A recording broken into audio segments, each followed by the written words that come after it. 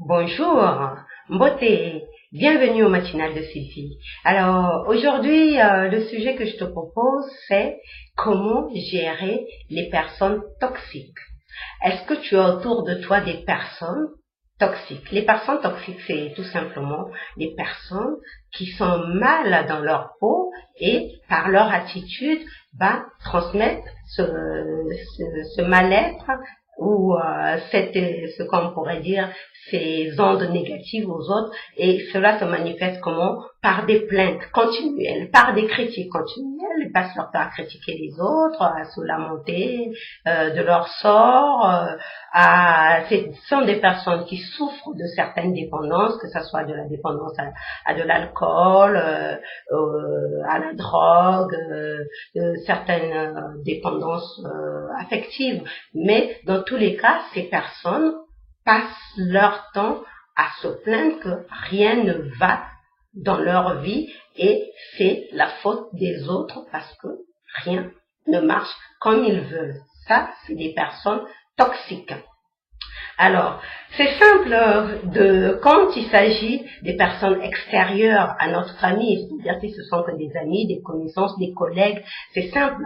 On peut régler ce problème en quittant tout simplement, en se séparant tout simplement de ces personnes. Quand on est dans le milieu du travail, on peut décider que on va changer d'emploi parce qu'on ne supporte pas la tension, la toxicité qui règne dans son lieu de travail. Quand ce sont des amis, on change tout simplement. Les amis, on préfère aller vers ceux qui correspondent, qui vibrent sur la même fréquence que nous. Ou bien, si c'est des connaissances, encore mieux, on arrête de les voir, tout simplement. Mais le problème se pose quand ces personnes toxiques sont les membres de notre famille. Parfois, on se retrouve dans un repas de famille où on est obligé de supporter la présence de nos proches qui nous considérons dans certaines situations que c'est des personnes toxiques parce que leur sempiternelle plainte, leur critique continuelle à l'égard des autres nous mettent mal à l'aise, et à ce moment on a du mal à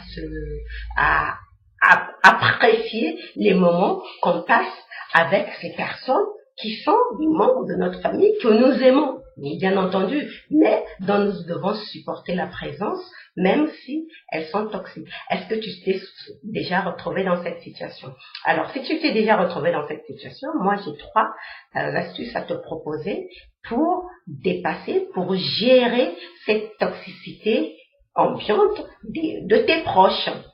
Quand tu te sens, quand tu es en présence de tes proches et que tu dois gérer leur côté toxique.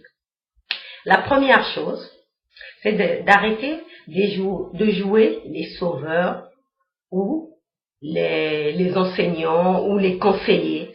Ça, c'est quelque chose à éviter au maximum. Parce que la seule chose que tu peux récolter en agissant de la sorte, c'est que la personne se braque, donc rejette carrément ce que tu lui proposes comme astuce pour se sentir mieux, ou bien que la personne trouve complètement ridicule ce que tu lui proposes aussi comme astuce.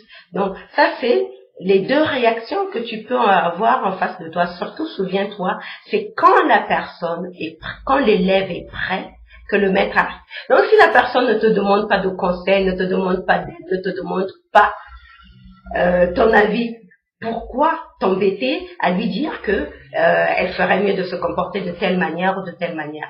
Non, tu te contentes, tu évites au maximum de jouer les sauveurs ou les enseignants ou les conseillers avec les membres de ta famille. Moi, ça m'est arrivé avec ma mère, tout simplement. Ma mère, j'ai eu à gérer des situations conflictuelles avec lui. Pour moi, c'était une situation que je trouvais complètement toxique. Et pour elle et pour moi. Mais quand je lui ai proposé des solutions, elle s'est complètement braquée. Tu connais peut-être, ou bien toi-même, peut-être que tu as des relations pareilles avec ta mère. Ça arrive, on connaît pas mal qui ont des relations conflictuelles et tendues avec leur mère. Donc, à ce moment-là, la seule chose à faire, c'est d'éviter au maximum de jouer les sauveurs, les enseignants ou les conseillers. La deuxième chose, c'est d'éviter de se mettre en mode automatique quand la personne, par son attitude toxique justement, peut te pousser à réagir, à t'agace. Moi, j'appelle ça mode automatique parce que c'est la réaction que nous avons en général. Quand une personne dit quelque chose qui ne te plaît pas, qui heurte ta sensibilité, tu démarres au quart de tour et ça tourne au conflit familial. Donc, ça, c'est la deuxième astuce. Éviter de te mettre en mode automatique. Au contraire, écouter la personne en face de toi et te poser la question: qu'est-ce que cette attitude m'apprend? Qu'est-ce que la réaction, le comportement de ce membre de ma famille m'apprend? Et qu'est-ce qui en moi n'aime pas cette façon de se comporter, cette façon de réagir?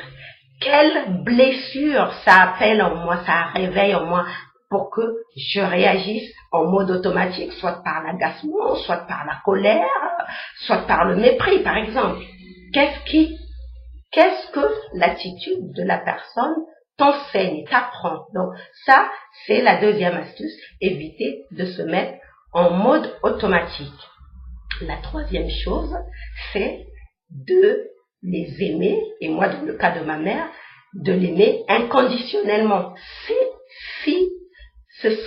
c'est ton père, ta mère, tes frères, il y a une raison pour laquelle tu fais partie de cette famille. Il y a une raison que ces personnes sont tes parents, ou sont tes frères et sœurs, ou sont dans la famille élargie comme on le connaît en Afrique. Pourquoi? Il y a une raison pour laquelle tu es né dans cette famille. Donc, aime ces personnes de ta famille de façon inconditionnelle et aie de la compassion. Fais preuve de compassion. Dis-toi que la personne est à un stade de son évolution. Un jour, elle comprendra que son attitude ne lui rend pas service ni à elle, ni à toi. Moi, c'est l'attitude que j'ai adoptée pour gérer cette situation conflictuelle que j'avais avec ma mère, et aujourd'hui tout se passe très bien. Donc voilà ce que j'avais à te proposer comme astuce, comment gérer les personnes toxiques tout autour de toi. Donc la première chose, c'est d'éviter de jouer les sauveurs, les conseillers, les enseignants avec les membres de ta famille. Ils n'ont pas besoin de ça. S'ils ont besoin de conseils ou des sauveurs, ils vont chercher à l'extérieur, mais ils te demandent pas de jouer ce rôle pour eux. La deuxième chose, c'est avant de te mettre en mode automatique, ressaisis-toi et demande-toi qu'est-ce que l'attitude de la personne réveille en toi et quelle leçon ça t'apprend. Et la troisième chose, c'est d'avoir de la compassion pour cette personne qui est membre de ta famille, que bien entendu que tu aimes, et surtout de l'aimer inconditionnellement parce que elle est à un stade de son évolution et qu'un jour elle changera pour le mieux, mais ça c'est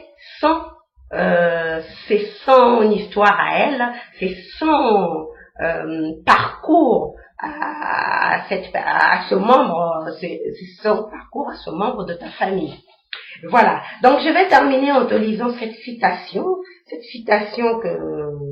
toujours d'un anonyme que je trouve très bien, que j'apprécie beaucoup. Donc ça dit ceci: un jour, tu ne seras qu'un souvenir pour certaines personnes.